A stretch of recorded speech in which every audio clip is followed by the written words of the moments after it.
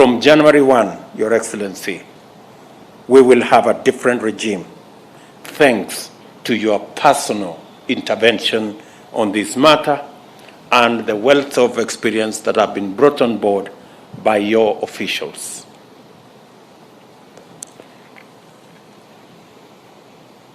Kenyans holding ordinary passports will be allowed to enter South Africa on a visa-free regime for up to 90 days per calendar year. The two countries have also agreed on a return policy when immigration laws and regulations are breached, to make sure that bad elements that try to infiltrate our borders are dealt with firmly and decisively. President Ramaphosa and I have also agreed to develop a sustainable mechanism to identify, monitor, and resolve non-tariff barriers that limit the trade potential between our two countries. We can only reap the full benefits of the MOUs and agreements we have signed through the full and effective implementation of all the undertakings we have committed ourselves to. It is important that we continue to demonstrate the viability and usefulness of the JCC mechanism in improving the quality of our relations. We are concerned over the continuing threats to international peace and security, particularly conflicts in the Horn of Africa, the Great Lakes region, and the Sahel. These conflicts cause suffering, disorder, and lead to unsafe migration and weakening of states. We are committed to ensure that the agreements and the memorandum of understanding that we have signed now and in the past will be implemented fully. You and I also took opportunity to discuss the thorny issue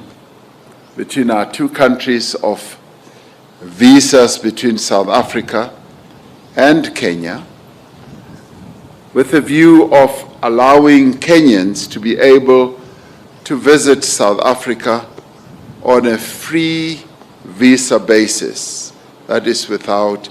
having visas. We agreed that indeed Kenyans should be able to visit South Africa without requiring them to have visas, and that this dispensation will commence on the 1st of January in 2023, and that our officials will speed up the processes of putting this into effect, and that this dispensation